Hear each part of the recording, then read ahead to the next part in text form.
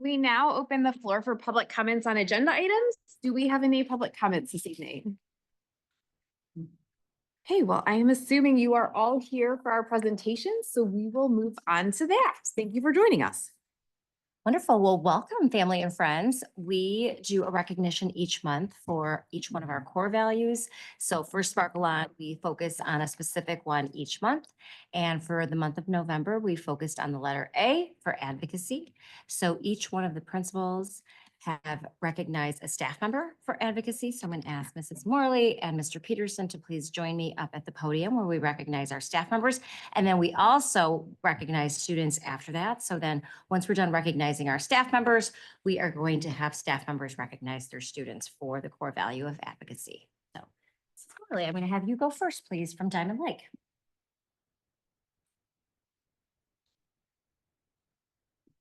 Good evening. So I am here because I would like to recognize Lisa Kokoris. She is our speech path. So Diamond Lake School is fortunate to have a staff member who not only advocates for our students, but also empowers them to advocate for themselves. Lisa Kokoris is a dedicated team member and is most often found in our pre-K classrooms, but recently has expanded her reach into our kindergarten classrooms as well. She's been working with our youngest learners to develop essential communication skills. She teaches them not only how to articulate their thoughts clearly, but how to engage meaningfully with others. Her lessons emphasize making eye contact, staying focused on the topic, and sharing opinions or ideas to foster rich conversations. Since Lisa began working with our kindergarten classes, teachers have praised the wealth of knowledge and skills she brings into the classroom. Her patience and ability to model effective conversation skills makes her an invaluable part of our team. Diamond Lake School is truly lucky to have her. So congratulations. Congratulations. Thank you. Would you like to say a few words? I don't like to. Okay. Our speech pathologist would not like to say a few words. Congratulations. I was looking for my step.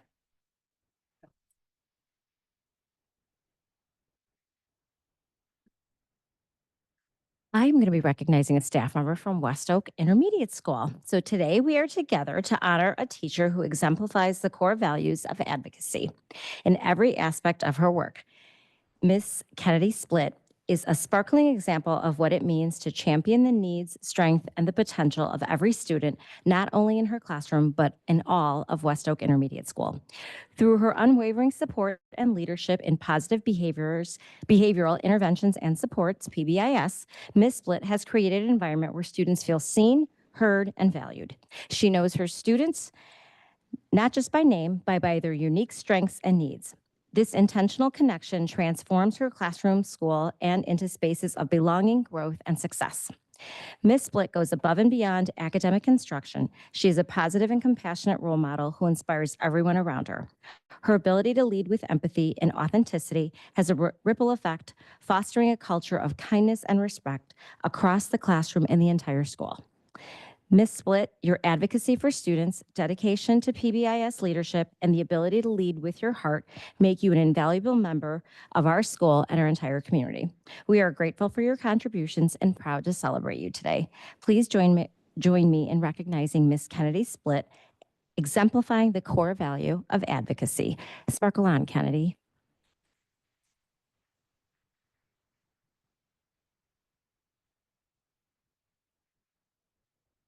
Yeah. Would you like to say anything?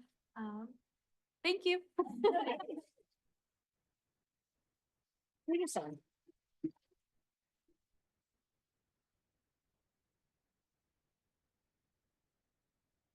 It is always a pleasure to go behind Dr. Sharma Lewis because she's got a much better way with words than I do.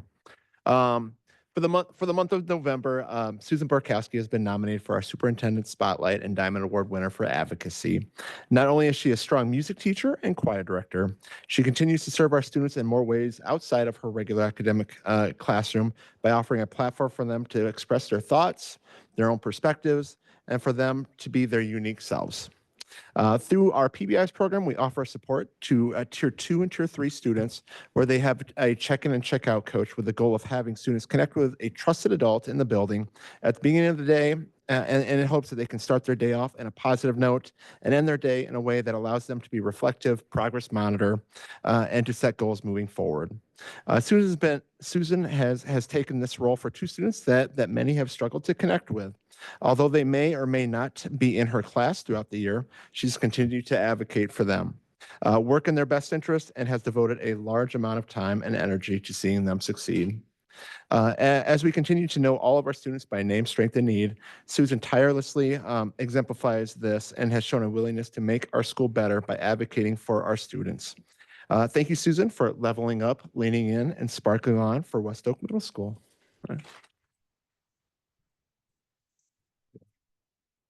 Yep.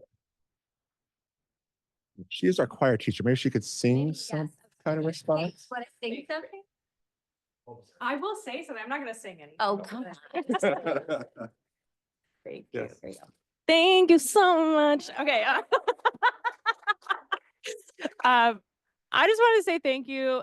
This particular value is something that's always been really important to me as a teacher. And the longer that I've been teaching, the more important it has become, just the more I've seen. So I think, like, obviously we always love to be recognized, but to be recognized for this in particular is just very meaningful to me. So thank you very much for that.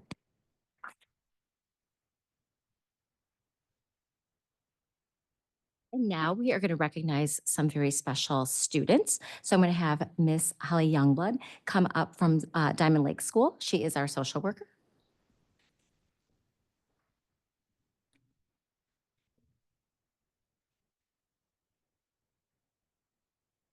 Good evening, everyone.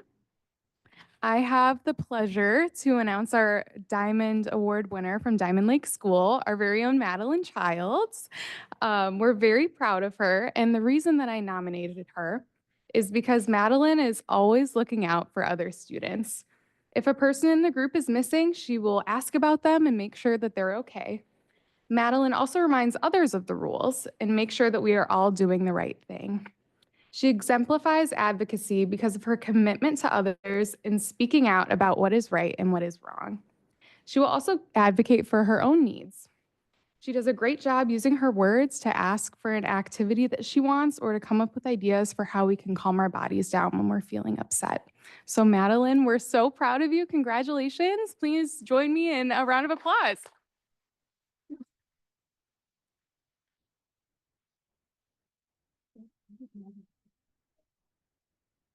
You want to sing? Oh, Okay. There. We got a stool for you. There's things to say.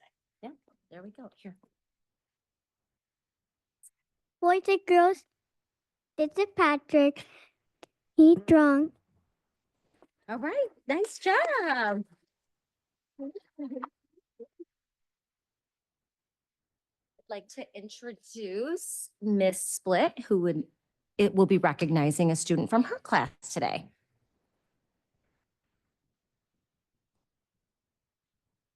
All right. So I'm here to introduce our West Oak Intermediate School's Diamond Award winner for the student.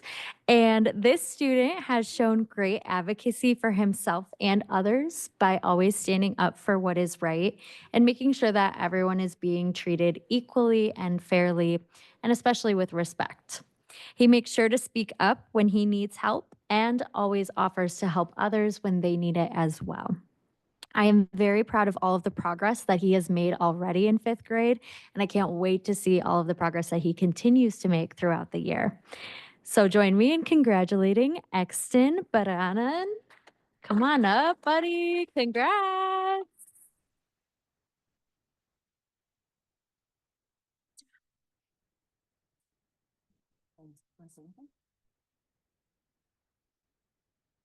Thank you.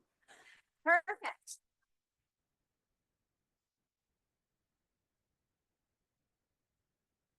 From West Oak Middle School.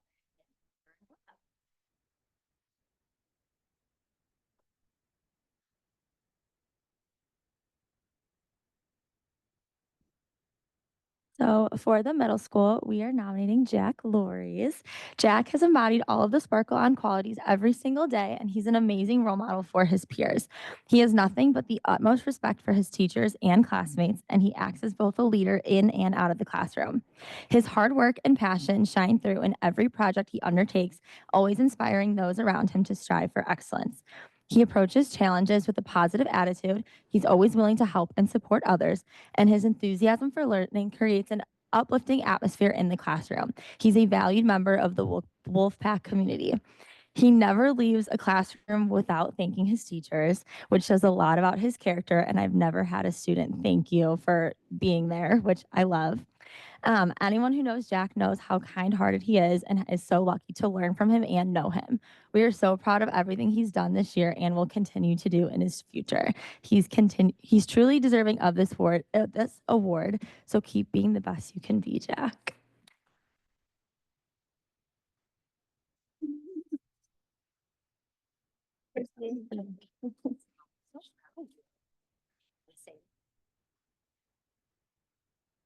I just want to say thank you, Mrs. Grum, Mr. Peterson, and Dr. Sharma Lewis, and for this award.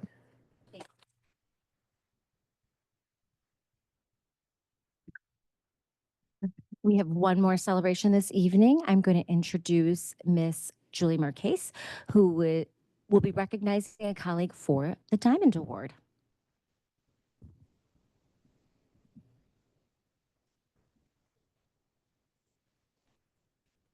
Hi, everyone. I am nominating Mitzi for a Diamond Award. She has a tremendous work ethic at Diamond Lake School District.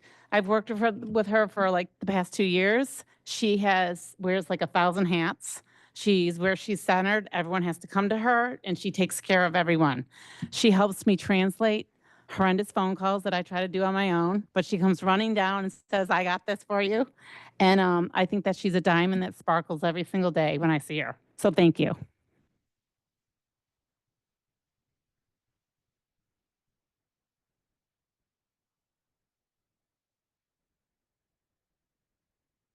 No. Oh. Thank you. Would you like to say anything? Thank you.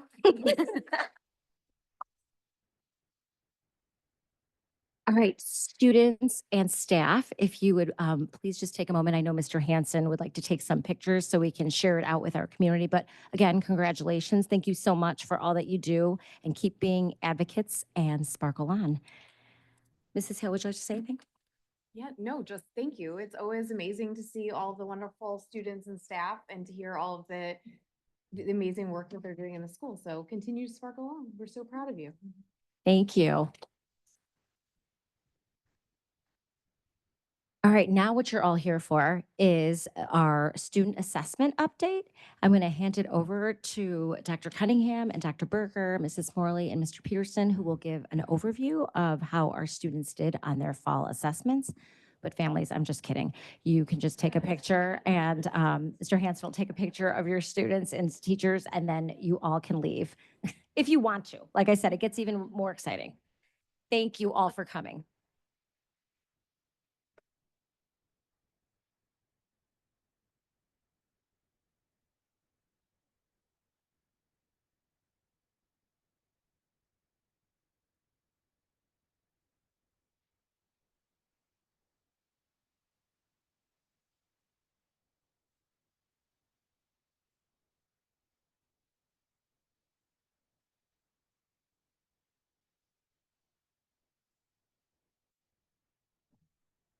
You're welcome. The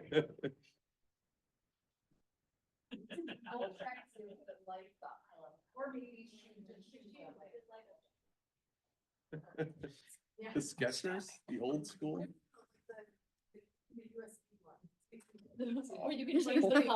Okay. That's excellent. Well, first of all, thank you to the board and compliments on your lanyards. That's outstanding. So let's make sure we recognize that. Sure they'll be back. Oh, yeah. Yeah, please. So as we get started here with this presentation, we have committed to really trying to streamline it. We know the board loves to hear from us. We just would like to, I think, maybe a little bit shorter. So what I mean by that is we're going to probably not read all the numbers, if that makes sense. We're going to hit some of the highlights tonight. So I'm just letting the board know the pace will be a little bit different this evening. We've kind of walked through it. It still took us over 20 minutes. So just to kind of understand what the pace of the presentation is. So before we get started on the STAR piece, just to update the board. So the Illinois report card comes out every year. It's released October 30th or 31st.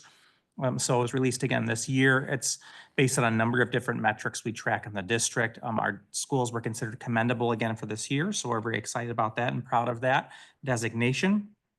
I guess one thing that I'll highlight that I've personally been interested in is seeing more and more of our students taking Algebra 1. That's one of the measures that we do. Sometimes states are interested in, yes, you should do Algebra 1 in middle school. No, you shouldn't. It seems to really open a lot of doors of choice for students in high school. And so we're seeing that number continue to grow. And really it starts with identification of students in math in 3rd and 4th grade. And we're continuing to see more students going into advanced programming that we have in the recent past. So that's one highlight I'll give with this. If you take a look at this particular piece, this is how the schools are scored. 75% are academic, 25% of quality. I do want to explain that how Diamond Lake gets their score, because Diamond Lake School does not take the IAR exam. So how primary schools are treated is that they are scored on how 3rd grade performs and how 4th grade grows. So they're completely dependent on the 3rd and 4th graders for almost all of their measures. They do not get to have the 5 essentials calculated because students don't take it. So it's really just 3rd and 4th grade and chronic absenteeism. That is how primary schools are scored. Just wanted to explain that to the board briefly. While the other schools are scored based on their data that they do have. This year they added science proficiency to the grade of the overall school report card. And then they have fine arts participation they were going to add this year, but for whatever reason they decided not to add that. So just a quick update there for the board on what that might be with IAR and the report card. Tonight, we're focusing particularly on goal 1, part A, which is how we use our MTSS system to maximize student growth, including progress monitoring. We'll talk a little bit about that at the end tonight, but really our growth goal this year will be 100% of our kindergarten through 8th grade students showing growth. What we decided not to put on this year for the data is the spring to fall growth. We really tried it last year just as a metric. We just felt it wasn't going to tell us necessarily anything relevant to this presentation. So we have dropped that off tonight, just so the board is clear on that. Also, you'll notice tonight, the Renaissance Star finally renormed their data. So what that means is we were being compared by I mean, everyone taking the test was being compared to how kids were doing in 2017 pre-pandemic. They typically update that every 3 years. They elected not to do that because of the pandemic. So our students are now being compared to how students performed in the school year 22-23. And then the growth measures that Renaissance uses, now what we use for this presentation, those will be based on how kids grow from 22-23 to 23-24, I believe. So they're going to do that for next year. So you might see some tier movement. I just want to give the board some context that now we're being compared against students in 22-23 instead of earlier. So excuse me, before I was supposed to introduce Dr. Berger, I didn't do that. So one thing that we really are focusing on, we mentioned to the board, is we really want to be aggressive with our student growth. And a huge piece of that is how we support our staff with best practices in teaching, with assessment, differentiation, and data. And with that, just want to introduce Dr. Berger's crucial role to that and the incredible work that's already taken place.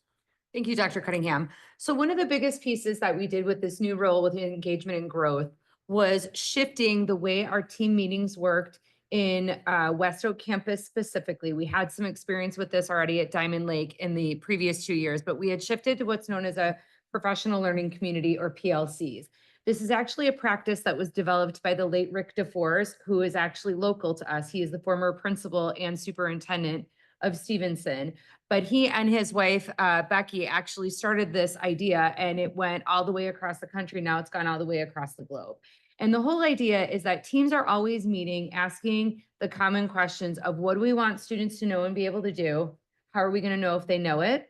What do we do if they don't know it? And what do we do if they do know it? So that we are always thinking about a differentiated approach to be able to help our students learn and grow.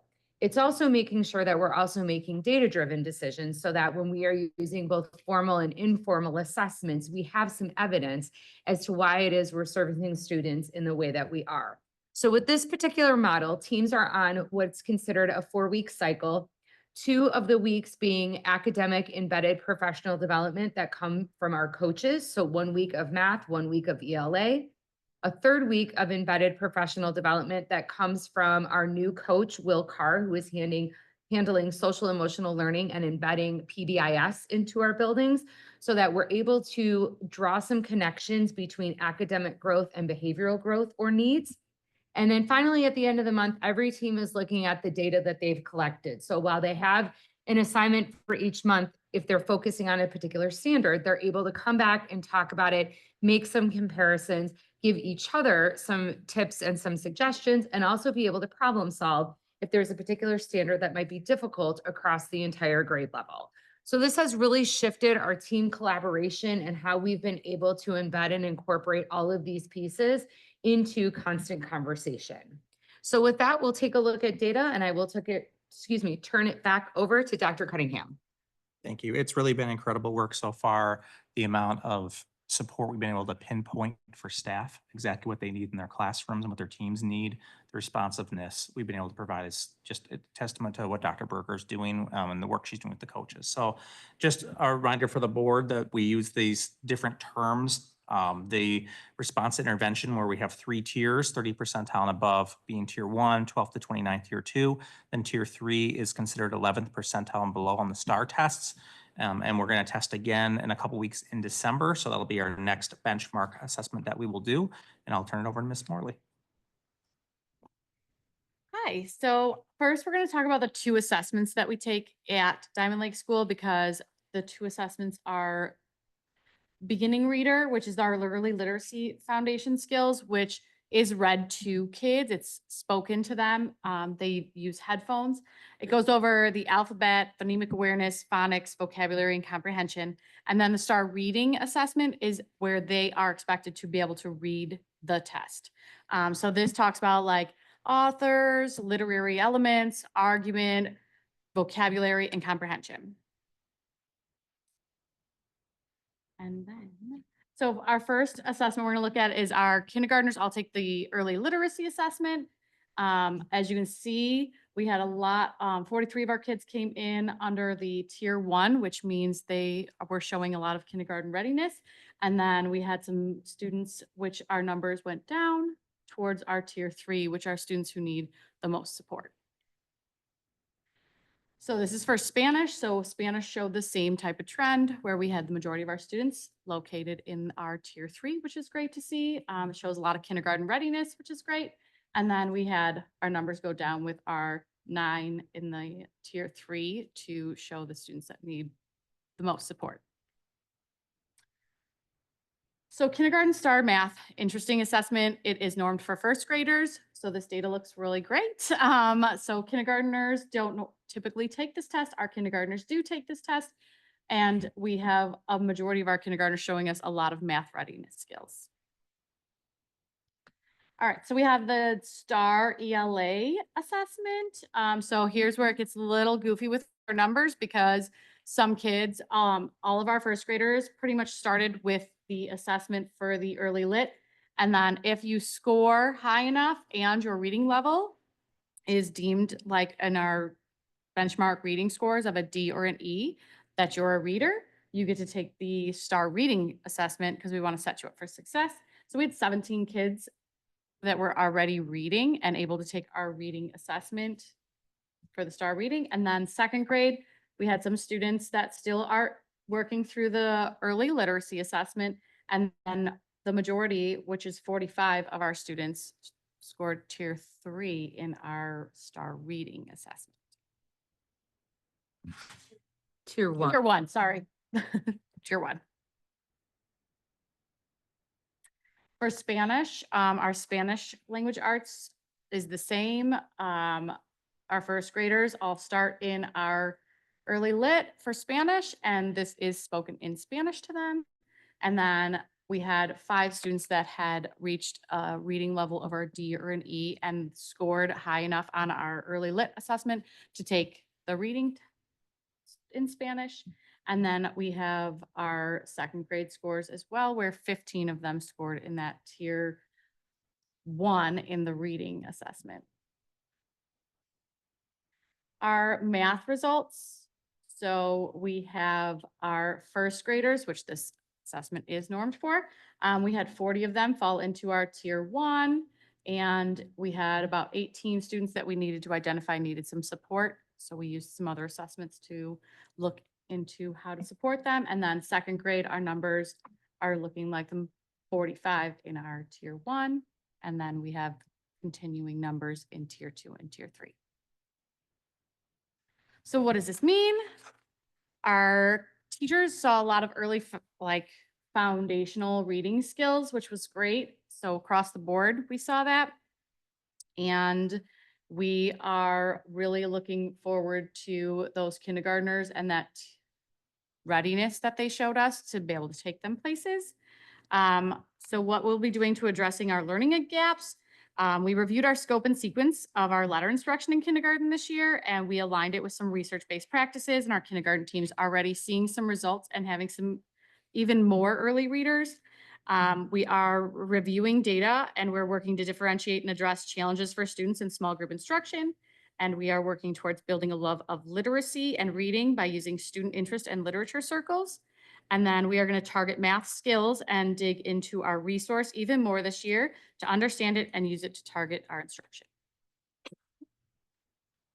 And now, Dr. Berger. Thank you. So looking at our WOIS fall benchmark scores, when we look at ELA, this is remembering we've made the shift. None of the students at WOIS take the early literacy. This is all moving into the actual reading and literacy exam. We had a larger portion of students in all 3 grade levels fall in tier 1. The only place where we really saw a red flag where we're going to we've looked to do some different pieces and collect data a little bit differently was in 5th grade. When we compare tier 2 to tier 3, there were more students that fell in tier 3. And that's one of the biggest pieces we've been working on with that team and with our literacy instructional coach. Next slide, please. This was looking at Spanish scores, which were actually very high, just like we had expected. When we look at tier 3, it's less than 10 students in each grade level. So this is showing great development for Spanish language. 4th grade in particular had the highest number of students in tier 1. So it's also thinking about what that transition from 3rd to 4th was like to have that many students within that tier 1 category and how we can continue that next year as well when these students move to 5th. And then when we look at math, it's almost an exact mirror of what we saw in the literacy. When we look at how many students fall into tier 1 and then the number of students that we have falling in tier 3, again, we have a little bit of a red flag when we look at the comparison for 5th grade of tier 2 compared to tier 3 with having more students in that tier 3 category. But again, much of this is what we're doing with our PLC models and with the help and support of our instructional coaches. So when we look at our next steps, just as I had mentioned, a lot of it is being consistent with curriculum and instruction. Also, we've restructured the building schedule at WOIS to be able to help and support our students in all subjects, specifically for tier 1 instruction, the introduction of the PLCs, and then really talking about how we've been empowering the leadership of our teams, that they have been making these powerful decisions, very data driven, that they're looking more at overall school systems and they're really looking at how the building operates to make sure that we are providing the best possible learning environments for students and that we are focused on the whole child in terms of their strengths for academic, social, and emotional learning. And with that, I will turn it over to Mr. Peterson. All right. Thank you. Thank you, Dr. Berger. Before I go through our data, I just wanted to say we had the ability to, I had the ability to work with our building leadership team over the summer. And really we, from the data we received last year, we really tailored our school improvement plan goals along with the action steps to achieve those goals, right in line with everything we're looking towards in regards to growth and engagement. So really so far, we've gotten off to a great start and really have some very positive momentum and looking forward to sharing this with you. So when we look at this, obviously some very, very great data. We had a number of these numbers, if you were to compare it to spring of last year, have really, a lot of those reds and yellows have shifted over to those greens quite significantly. And I always try to compare apples to apples as much as I can. So, when we look at that tier two and tier three numbers from the seventh grade, if you were to add up those 23, I compared the tier two and tier three levels from sixth grade as well. Really what we saw was we had 41 kids in tier two and tier three last year at that same group of kids. That's down to 23 now. So so a decrease of 41%, which is great. So a decrease of 10 kids in tier three, decrease of 16 kids in tier two. They just did a phenomenal job. And then tier one level, we went from 41 to 64, which is an increase of 44%. So really very, very promising data. And I think that points directly to those tweaks and those changes that we've made as we work to achieving those school improvement plan goals. Other thing I just want to point out is with our eighth grade, I did similarly here where I compared their spring seventh grade data to their eighth grade fall data. Saw the same thing here in regards to the tier two and tier three students went from 49 kids to 38, so a drop of 24%. And then and that includes 11 of our students moving out of that tier three level, which we want to see. And I think that points to our intervention and our MTSS plan, our ITI plan as well, along with the fast bridge and progress monitoring that we've really put in place as well. If you go to that next slide. So, with every school year, there's always a question on, who's moving in and who's moving out. We had 17 new kids move into our building this school year, a lot of them from different countries. And what we have found is when we've tested all of our new kids, along with our dual language kids, this is the first time I'm presenting to you our Spanish language arts data.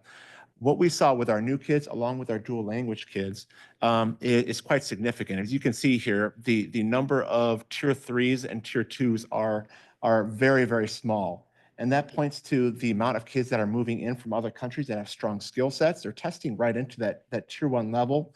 Some of those kids are testing into that 90 percentile or higher.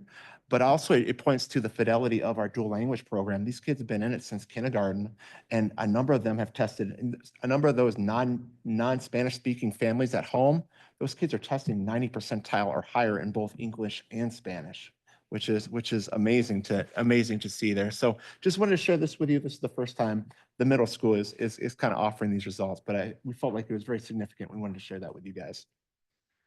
All right. Same thing with math. We saw, obviously that shift here as well.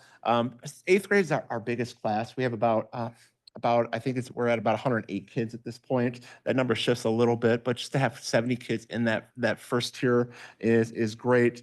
What I do wanted to point out here is with this, that with eighth graders, as seventh graders last year, there was 22 of them in tier three. We see that's down to 12 now, in that tier three range, which is a dip of 45%. And then also our seventh graders with our tier three levels, that has been a significant decrease as well of 20% too. So really, our kids took this seriously. They knocked this thing out of the park, and I think it shows their attention to the exam, but also I think it kind of points to some of those changes that we've made as well. Go to the next one. So what we saw there, as I mentioned, was over 50% of our students showed growth, in both this, in the spring STAR exams here with reading and math, and then a number of those kids shifted from that tier three level to tier one. So really some great things to celebrate. As I mentioned before, our school improvement plan is laser focused on student growth and achievement, and we've hit that from a number of ways. I want to thank the board. I want to thank our district in regards to offering the resources in order to do that. Our kids, I never got booed before our first day of school, but I got booed for I know Mr. Becker's looking at me in horror right now, but it's a good thing. With our Yonder pouches, I'm in classrooms all the time, and it is so nice to just walk in and kids are just engaged and they're talking and they're learning, and that and that came with a price tag, but to have that and for kids, allow kids to be kids for 8 hours out of the day is absolutely priceless. But we've given our staff, some curricular supports, some progress monitoring supports as well. That really, I think it's really bringing that out, and we're seeing that here.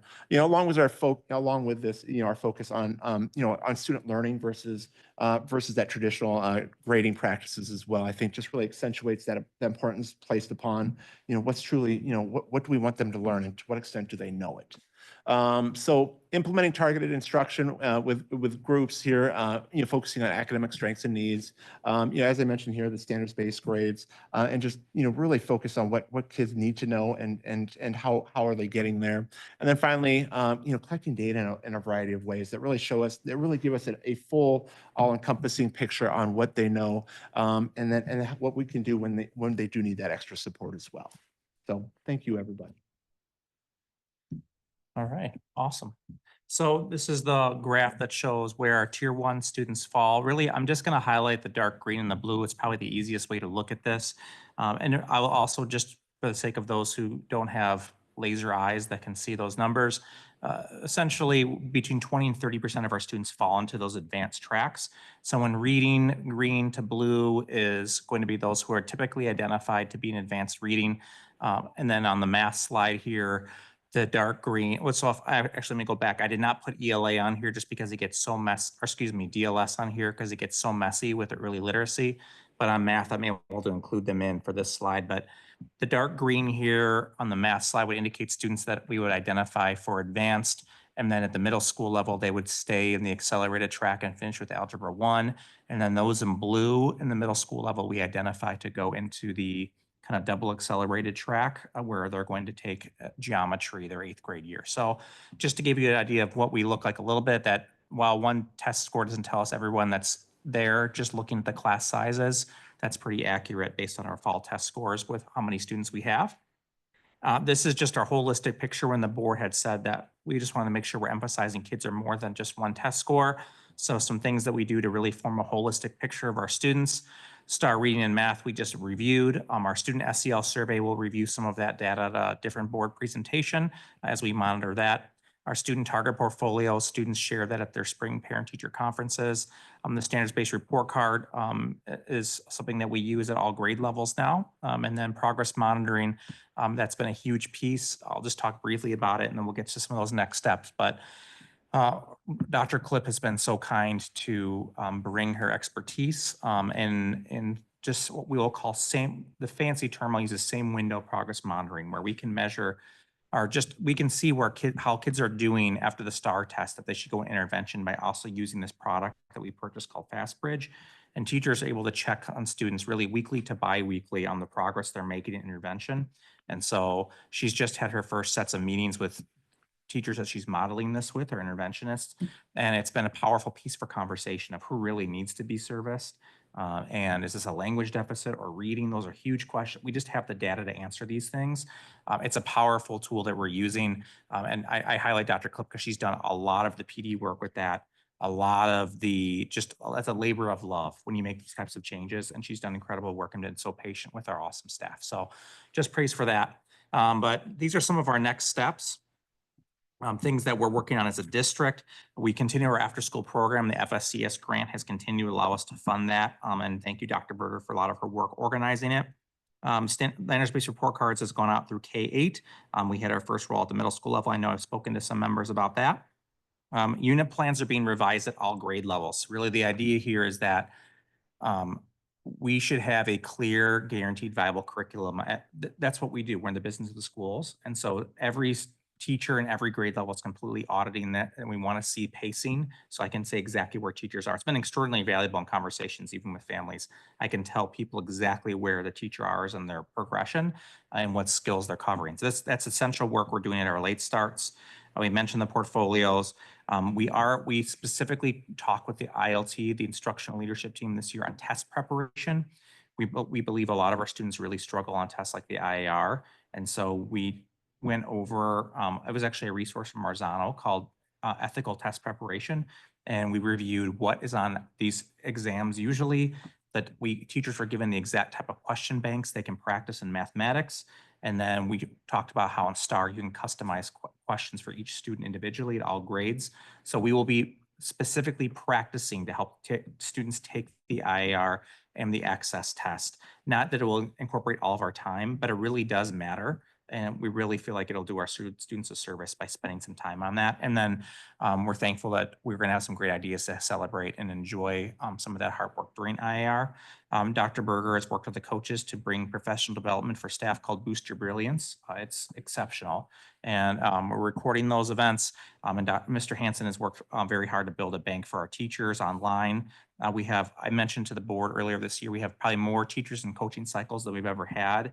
And we can also pinpoint teacher need, not that we couldn't before, but really much more specificity, and teachers recognizing I need the help and support because we can speak to it. That's a lot of the work from engagement and growth. PLC leadership, Dr. Berger highlighted. We are working on high reliability schools level 3. We found out that we don't have to give a parent survey this year, so we're not going to give a parent survey on that. It's a staff and administrator survey, so we won't give it to parents and students. Really, a lot of the language in there is so specific to, like, do we have certain things with units?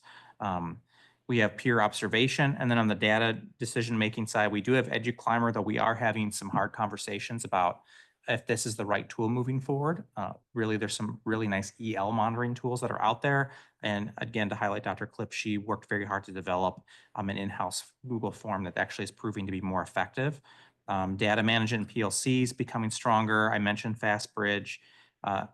We've seen more of our students included from SPED. We've hypothesized that our students in tier 3, a lot of those being with IEPs, they're not getting enough exposure to grade level curriculum. And so we have more students in general education classrooms than we have before. We're already seeing great results as we support them and monitor them in FastBridge to see if they're growing. And we've also purchased a lot of curriculum to support those students and those teachers that are working with them. We revised our MTSS manual. And then lastly, we're giving out our SEL survey. So there's a lot of things that are happening. We're seeing a lot of positive movement from our students, and our teachers are becoming much more educated and being able to speak to the deficits and strengths of our student body. So with that, questions and feedback.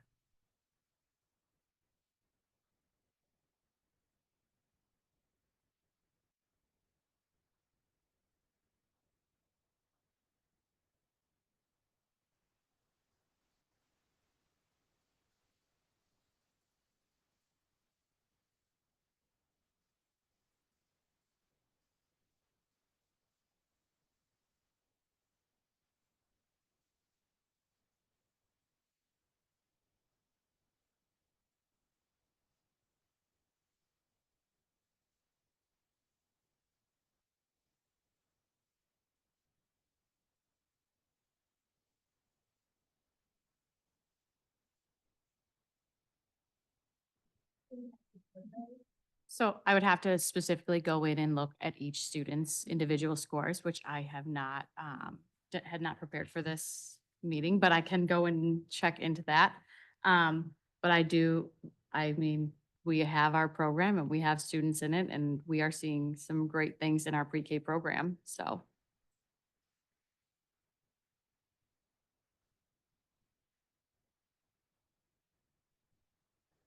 Yeah, I would have to go in and track those students specifically, which I could do.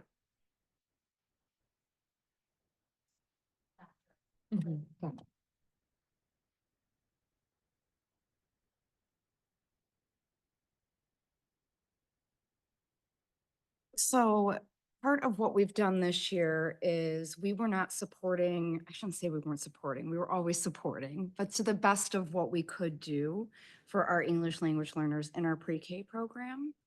So one of the things that we've done this year is we've created 2 different sections, one of them being a bilingual section. So that way the students who need that language support are getting it. And we just ordered some curriculum for them to use. So I'm hopeful that that will really help move them forward in terms of their learning.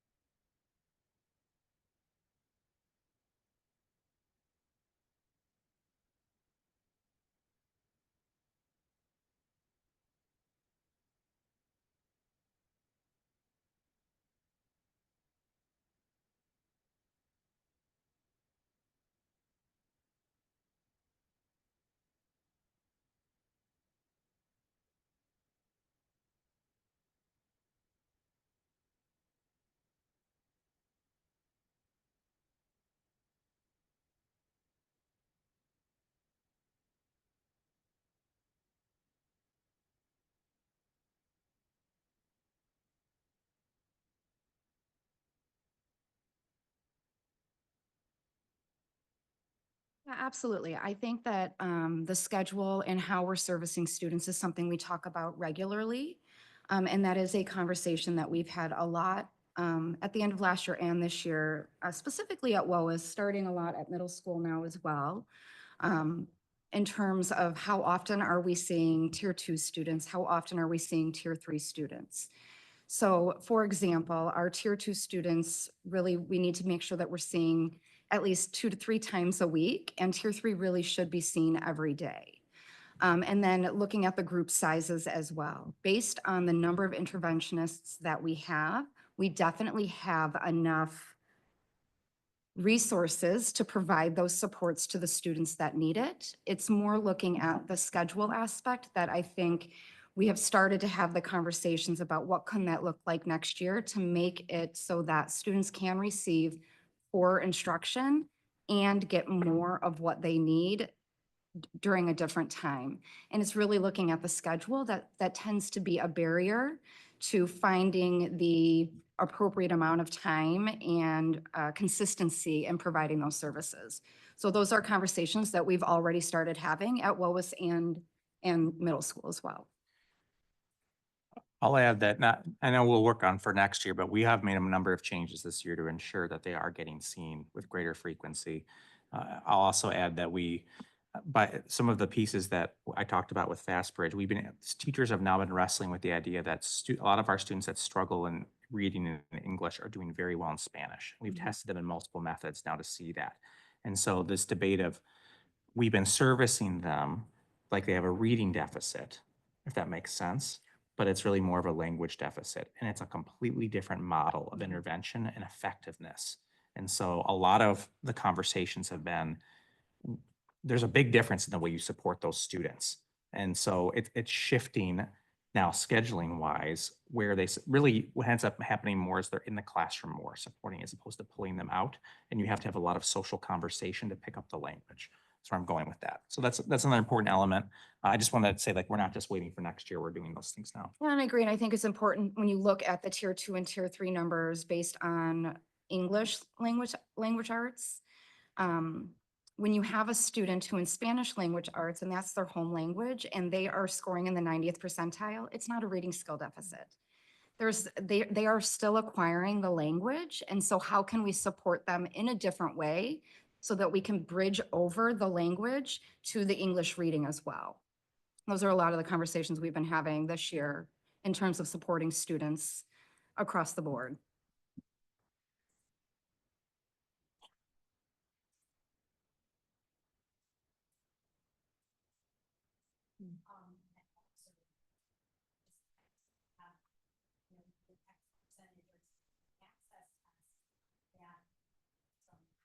More context to these tier 2 and tier 3, because then we're seeing, oh, we have 20 kids taking the access test for some reason, some Absolutely. areas are very difficult to pass out of, but I think that we could just give a little bit more context, so it's more than just numbers, but oh, okay, we have a little bit better idea of these are the students who not language, and thus is rounded out.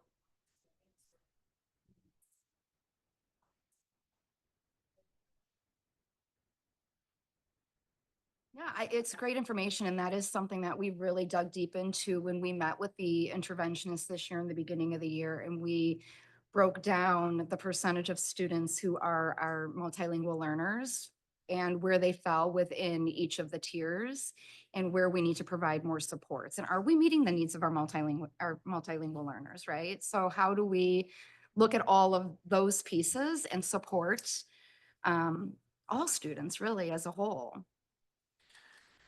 To give you a couple quick numbers, we're going to access test 345 students this year out of 769. So that's 45% of our students will take access this year. So I know that wasn't everything, but we happen to have that one ready to go. Now, look at that. I know. I can pull up exactly how many are in percent tier 2, tier 3 Yeah, right we now. can start having a data showdown up here. I like data. I can do this.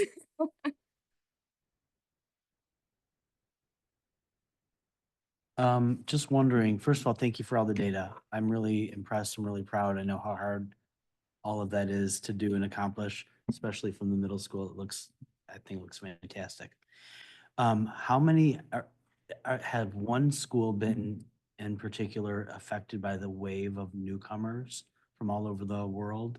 Or is it a pretty even spread? Because I'm thinking like maybe at WOAS, if they've gotten a much larger influx of immigrants with trauma, with escaping war, with escaping whatever, they're bringing a lot of baggage with them, and maybe that's affecting, their growth. I just was wondering if one school had much larger numbers of immigrant students, or not immigrant, but Just in terms of registration over the last year till now, I would say it's pretty equal across all three schools in terms of the students coming in from different countries. And so I think it's pretty equal across all three schools. I mean, go ahead. Exact numbers, I can always provide those for you, but just conversations that have been happening locally is not only just our newcomers, but also students. There's more of a increase in the number of families who are homeless in McKinney-Vento. So I think that's also impacting some of our growth and achievement, is some of these students that may not be here for the whole year, or they're here for part of the year because of their status. And then when they do find maybe more permanent housing, they'll move somewhere else. Yeah, but that's just another factor in addition to the newcomer.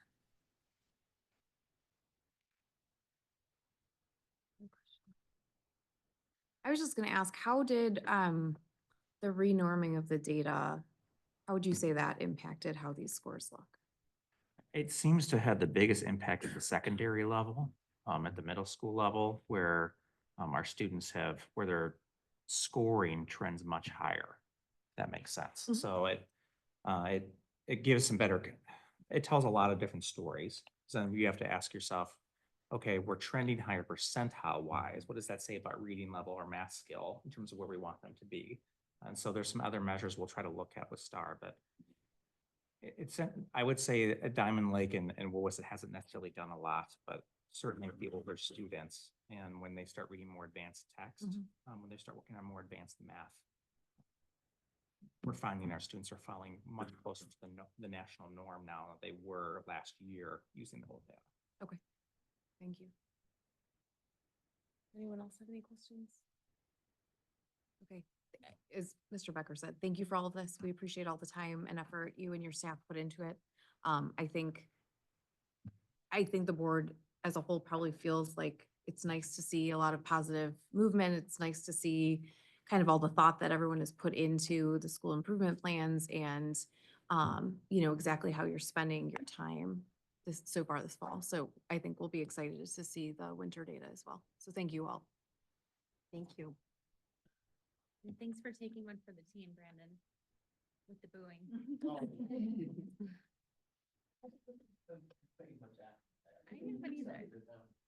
I haven't either. I'm surprised. Okay, that wraps up our presentations. We will move on to our business agenda for the evening. We have a number of items up for action, and we have a couple things up for review. So starting with the items up for action, the first item for action is the omnibus vote agenda. Items under the omnibus vote agenda are considered routine and or non-controversial and will be approved by one motion. If anyone, board member, staff, administrator, or citizen wishes to have a separate vote on any items, that item or items will be pulled from the omnibus vote agenda and voted on separately. Be it resolved that the Diamond Lake 76 Board of Education accepts and approves the omnibus vote agenda items A through D as listed. May I have a motion to approve, please? Second. Mr. Condella? Ms. Hale? Yes. Ms. Angarola? Yes. Ms. Bayless? Yes. Mr. Becker? Yes. Mr. Hartman? Yes. Ms. Sullivan? Yes. That motion is approved. The next item up for action is personnel. Be it resolved, the Diamond Lake 76 Board of Education accepts and approves the personnel items as depicted on the agenda. We have one new hire and one resignation. May I have a motion to approve? Mr. Hartman? Mr. Becker? Ms. Angarola? Ms. Bayless? Yes. Ms. Hale? Yes. Mr. Condella? Ms. Sullivan? Yes. That motion is approved. Now we're looking at the tentative tax levy, and I will turn the floor over to Mr. Rogers. I love it. So 'tis the season to be thankful, and I am thankful it's tax levy season. So this is just fantastic. So all the presentation materials are attached in the board packet. This is going to be a very condensed version of it. I'm just going to give a couple bullet points to highlight some of the key elements of the levy, and then at the December 17th meeting, we'll do the levy hearing as part of the truth and taxation process, and I'll go over that, the full slide. So really tonight, what we're asking for is the board to approve the tentative tax levy for posting. And so we still have to adhere to the 7 to 14 day timeline. So we'd be looking at about December 4th, possibly 5th, to put this in the Daily Herald. And then we'd have the official hearing on the 17th of December. So there is one other new requirement is we are required to post the anticipated truth and taxation notice on the website 30 days in advance. So the district has maintained that timeline by kind of pre-posting this just because we had about 28 days between the board meetings here. So just in terms of the tax levy, we had a 3.4% CPIU in December 23. So that's the basis of our levy increase. But we did see a little bit of an increase with our existing property, more so than recent years. It was about 6.6%. And we had a very low new construction estimate right now. We're about 250,000, which is the lowest we've had in a couple of years. But existing property has risen pretty substantially. So we're excited about some of that growth. Overall, the levy ask that we have this year is about 17.1 million, and the amount we anticipate to receive is about 16.1 million. So it's about a 6% balloon levy that we have this year. In the past, I've done 10%. So it's a little bit lower of a balloon levy just because we've been pretty accurate in terms of our asks that we've had in the past. So it's, we're pretty close to not even having to have a truth and taxation hearing. It's about 5% and higher that you have to hold it. But I think just from past practice, we'd continue to do that. That allows us a little bit of flexibility between now and the hearing, just in case new information comes out. So I will call attention, it's slide 10 in the presentation. You don't have to essentially have it all now, but it's called the Miller ratio. So that's one of the new acts that came about. And I'm sorry for not giving the board a little bit more during our budget hearing, but it doesn't impact us. It's really if you have a 2.5% or times greater reserve ratio. So say if your education fund, we had $20 million, $22 million, we might be at a risk of exceeding the Miller ratio. So when we look at it with our operating funds, and there's only two funds that we are getting a little close to that, and that's the O&M fund, the operations and maintenance fund, and our IMRF fund. So the O&M, we're about 1.7%-ish we've been fluttering with. So the benefit of the O&M fund is we can move money between that and the capital projects if we need to. But I'm doing a slight planned deficit in the O&M fund and the IMRF this year. So that's just going to require us to spend down a little bit of our reserves. So between the IMRF and the Social Security fund, they kind of mirror together. We're a little bit higher in Social Security, or I'm sorry, a little bit higher in IMRF than Social Security. So I'm just trying to balance those out just to have a little bit of parity between these funds. See, and then last, I just included the slide on 11 that talks about what the anticipated impact on a taxpayer might be. So I got the information from Mundelein High School that just shows what a typical fair market value of a $300,000 home, what our proposed levy might look like. So overall, the presentation should contain a condensed version of all the different handouts that we have. If the board has any questions about any particular handout or presentation between now and the official hearing, just please let me know. I'll be happy to walk you through any of those documents. They haven't changed much in substance over the years. I've just been adding little bits and elements to it. And we do make this public document so all taxpayers have access to it. That's great. Thank you. Does Thank you. anybody have any questions? I have one quick question, and this has nothing to do with a levy per se. We have to post it in the Daily Herald. Is there any thought to moving it to, I understand having some things on the website, but has there been any discussion on just in general posting things in papers when people don't read papers as much as they used to? There's just a I was thinking about that as I was going through it and getting the document ready. As far as I know, I'm sure there's other official ways that you can kind of get around it. As far as I know from the ISB, there hasn't been any change. It's still the newspaper of general circulation. They kind of still refer to it as, but no one has a newspaper, it feels like. So I used to be able to cut it out of the newspaper because we'd get one as a district and then I'd save that. Now they just send you a PDF of it because they know we're not subscribers anymore. So that's a great question. If I do get any more information about that, I'll let you know, but yeah. Thank you. Okay, then we will move to take action on approving the tax levy, the tentative tax levy. Whereas the taxing district must determine not less than 20 days prior to the official adoption of the aggregate levy of the district, the estimated amount of taxes necessary to be levied for the year. And whereas the Truth in Taxation Act requires a public hearing if the estimate of aggregate levy exceeds 105% of the amount extended the previous year. Therefore, be it resolved, Diamond Lake School District Board of Education approves the tentative levy as presented and will hold a public levy hearing on Tuesday, December 19th, 2024. May I have a motion to approve, please? Ms. Sullivan? Yeah. Mr. Becker? Yes. Ms. Angelola? Ms. Bayless? Yes. Ms. Hale? Yes. Mr. Feldman? Yes. Mr. Condell? That motion is approved. The next item up for action is approving the school maintenance project grant. Did you want to speak to that too? Just really quickly. So I included a memo that there was as part of the board update that they received. Hopefully as you're walking in, you can tell it wasn't, the smell wasn't quite as bad. Great. Really happy. Great. I would have loved everyone to be part of the smoke test that we did because you're not supposed to see the smoke when you do the test. It was, thankfully the fire alarms were turned off. It was leaking like a sieve in here for a little bit. So there are just a couple areas that are impacted. I kind of jest, but I'm happy that we got for once really definitive results about some of the plumbing issues. So it's really in the south part of the building there. And the district this building has a crawl space that kind of extends. It's the creepy kind of dungeon area under the building. So I'd be happy to show you someday, but it extends the entire length of the building. And so we were able to go down there and see all the, the permeable surfaces that might exist, the piping.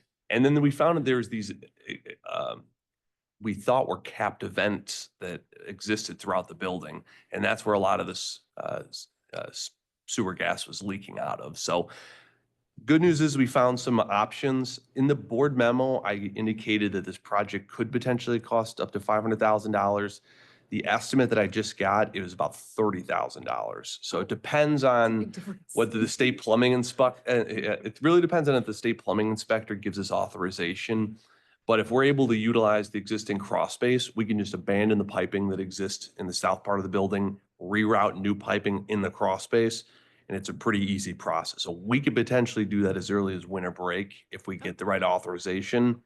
Otherwise, it'll be a summer project. So I'll give updates as we go along with that one. But the biggest invasive part would be digging up floors, ceilings, walls, things like that. So we're hoping we can avoid that. But good news is we found something, and Chris is finding ways to mitigate some of the issues that we've been having. So it's been one of his top priorities to monitor it and figure out ways. So no one is happier than him that we found some options. So Give you a round of applause.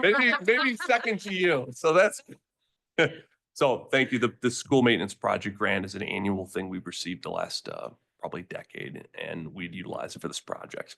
Awesome. Thank you. And it was all due to Nikki's poetic work. Thank you, Nikki. Yes. It was incredibly well written, and we're thrilled at the results. So thank you so much. Exactly. We did have a slight response via ChatGPT, but it didn't make it in the board pack. Come on, your school, you can't use ChatGPT. You gotta write your own. Come on. Okay, fantastic. Thank you. So now we'll move on to take action. Be it resolved, the Diamond Lakes School District 76 Board of Education approves the recommendation to apply for the school maintenance project grant and make available local funds to meet the local match requirement. May I have a motion to approve, please? Bayless? Yes. Mr. Condell? Ms. Angelola? Yes. Mr. Becker? Ms. Hale? Yes. Mr. Houtman? Yes. Ms. Sullivan? Yes. That motion is approved. Moving on to the IGA for sharing of student data in between District 76 and District 125. Be it resolved, the Diamond Lake 76 Board of Education accepts and approves the 2024 intergovernmental agreement for the sharing of student data for educational study with District 125 as presented. May I have a motion to approve, please? Mr. Becker? Candela? Bayless? Yes. Ms. Hale? Yes. Mr. Candela? Ms. Sullivan? Yes. That motion is also approved. The last item up for action is approving the referral GPS contract. Be it resolved, the Diamond Lake 76 Board of Education accepts and approves the referral GPS contract as presented. May I have a motion to approve, please? Second? Mr. Houtman? Yes. Ms. Hale? Yes. Ms. Angarola? Ms. Bayless? Yes. Mr. Becker? Mr. Candela? Ms. Sullivan? Yes. Okay, we have two items left on the business agenda. Both are for review. The first one is the calendar for next year. Sure.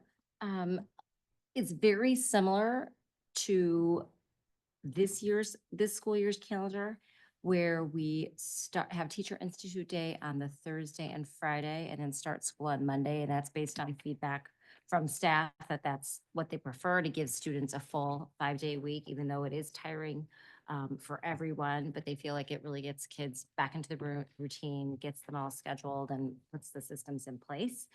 The only real difference is if you look in September and October, we'll start on a similar time and we'll end at the similar time, which is the Friday after Memorial Day.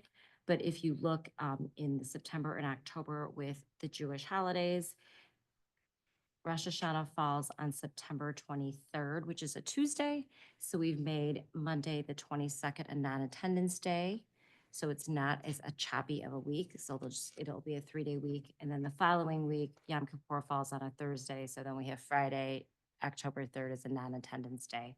And that is similar to what we have this year. We just made winter break longer this year to kind of get those days. And next year it'll go back to being the full 2 weeks, not starting later on a Tuesday.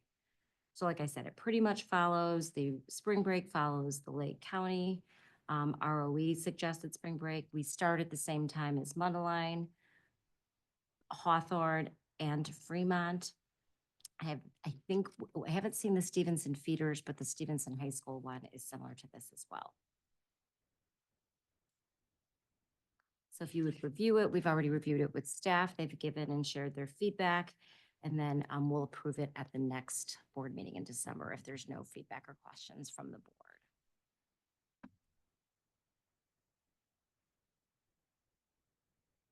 Okay. The next item for review are the press policies. This is something we would take action on at the next board meeting. There's a lot of updated information regarding the Title IX grievance procedures. Trying to see. Overall, though, it doesn't look like there's that many changes. So if everyone wants to take a look at that, and then we can have any discussion, unless people would like to discuss now, at the December board meeting. Sound good? Okay, that wraps up our business agenda. Now we will move on to the IASB resolutions. Those are in your packet, so everyone should be able to take a look at them. They're way less this year than there have been in the past. If we want to look at, please start. Page 11 of the packet. What I believe there are 6 resolutions that the nominating committee has recommended to adopt, so we can go through those. My guess, and for those of you who don't realize or aren't aware, Mr. Becker is our delegate, so he will represent us on Saturday at the meeting and vote on our behalf. My guess is because all of these are recommended to adopt and are relatively non-controversial, that they will probably be presented as a slate. And so then essentially it's called the consent agenda, and that can just pass as one motion rather than voting on everything individually. So essentially, unless we feel like we do not agree with one of these, we would just be voting yes. If a school district would like to remove an item for from the consent agenda, then that'll be voted on separately. So that is something just to be aware of. We, along with District 73 and was it 102? 103, submitted the resolution number 6, which is about the polling place.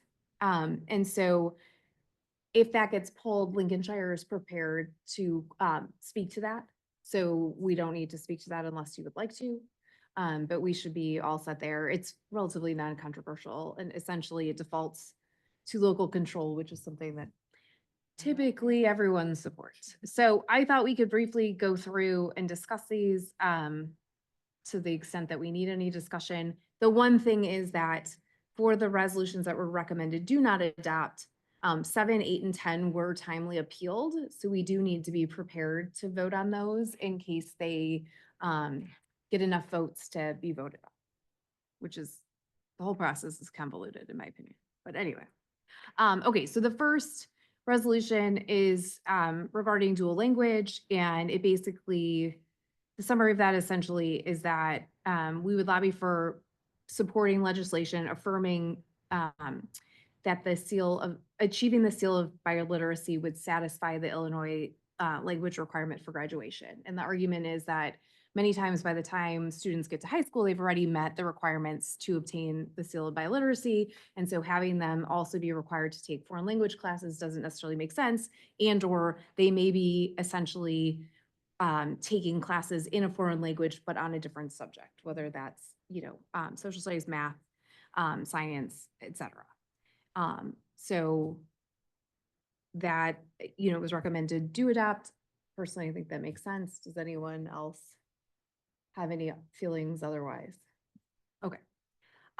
Moving on to financing public education. Essentially, this resolution is about using the evidence-based funding model for charter schools, because right now that model is not used for charter schools. And it's talked about how evidence-based funding essentially was designed to provide more equity across the state for each district. And by not applying that formula to charter schools, it's not really equitable to those students. Does anyone have any discussion on that piece? No, I think we're in support of that. The third one I think is something that we'd be interested in, which is the TIF accountability, which is great. And it is pretty thorough in terms of how they would like to recommend reforming the TIF process by essentially making it more fair to the taxing bodies and making the process of the TIF and the overall impact of the TIF more transparent. So people understand how that's going to impact the taxing bodies before the TIF actually comes to pass, which I think, as we've seen here, I think the district has at least 2 TIFs. I know the high school has a number, more, and you're pretty much stuck in those TIFs for 20+ years. So that has a huge impact long-term on the amount of funds that the taxing bodies receive, whether it's the schools, the library, et cetera. So I think personally, in previous board discussions, that seems like something we would all be in support of. Okay, fantastic. Then the next resolution is Faith's Law, and essentially creating a statewide database to fulfill the Faith's Law requirement, which in previous discussions we've had here can be very onerous on schools to be able to gather that information. And this seems like it would make the most sense and allow compliance with the law. Does anyone have any other thoughts there? Comments? Then moving on to healthcare coverage, this would essentially allow the state consolidates school districts into a planner group that districts could opt into for healthcare coverage for their employees, which sounds like that would be a nice option, because depending on the size of the district, you can have, a very small group of people you're trying to insure, and that could be very non-beneficial necessarily in terms of the type of coverage you can get and the costs associated. So that seems like that would be positive. And again, would be voluntary to opt into. So that I think that, and then the resolution that we supported, which was amending the position statement regarding polling places, which would allow schools that are not designated as polling places to stay open on election day, which I think makes a lot of sense. You know, I can see potentially the impact that that might have on staff, but it also might not, depending on the school, and everyone could decide for themselves, again, speaking to local control. So it sounds like we would agree with the full 6 resolutions for the consent agenda and go forward with that. Okay, so the next 3 resolutions are 7, 8, and 10. 7 is cell phone usage. So it's about lobbying basically to prohibit the use of cell phones during lunch, transitioning between classes, kind of what we've started to do here and what plenty of other districts have done. It was recommended do not adopt, I think, because the committee didn't feel the need for a statewide mandate and thought that people could just, you know, make their own, yeah.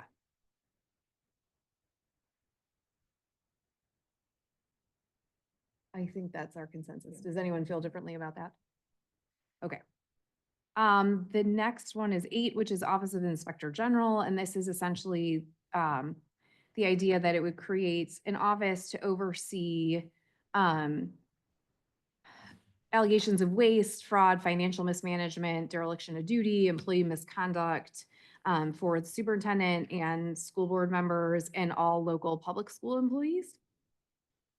Essentially, they recommended do not adopt because there are already a number of laws and processes in place that already do this. It's just not centralized within one agency. So this essentially, I think their argument is that they didn't like the bureaucracy of having one agency kind of control everything for the state.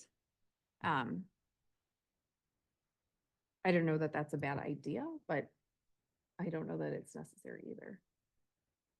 I thought it was interesting, the submitting division instead of a submitting district. So Cook Division Executive Committee. Ever heard of that? Yeah, that is interesting. I don't think we've ever seen a whole division submit something before. Sounds like they need some oversight. Although, well, and looking at that area, maybe that speaks more to like their local need really than a statewide need. Okay, so it sounds like we're saying do not adopt. The last one is a criminal background check, and essentially they want anyone running for school board to get their own criminal background check before they are able to submit a petition to run and for school board. And so, well, I don't necessarily disagree with that idea because I don't think that that's a bad idea. I think it would be very challenging for most people to obtain their own criminal background check especially within the time kind of constraints that you have. Also, I think I can at least remember in one recent school board election, not our district, but another local district, where one of the candidates that was on the ballot had been arrested for shoplifting at Costco, and that was in the newspaper. And it happened prior to them filing, like, I don't know what the exact timeline was, but with the invention of Google, it's hard to hide a lot of things like that. So I don't know that that would be necessary. It seems like it would be more burdensome than not. And if a district wanted to do that, they could figure something out, I would think themselves. Probably not pre-election, but post. Also, I would think that could be cost prohibitive for some people, and I don't think we want to, recommend implementing something like that.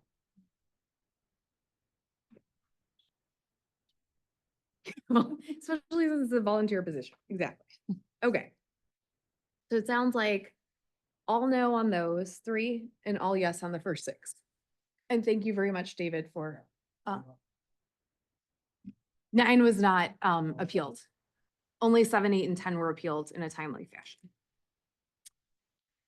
Okay, fantastic. It was much easier this year. I know, that's never happened. I know. There's always I some that know. are, like really ridiculous. No, a lot of these are actually really good. So it's nice.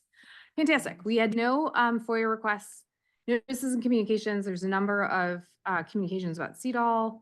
I know you're going to the December meeting.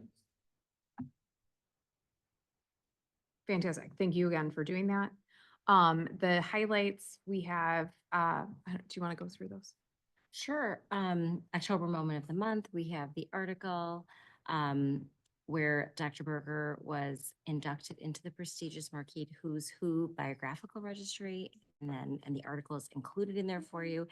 Today, we sent it out to staff as well as Dr. Klipp, who successfully defended her dissertation a few weeks ago.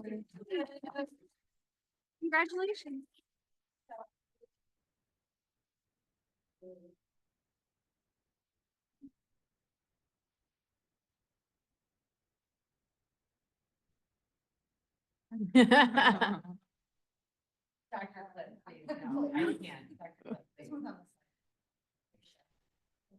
Congratulations.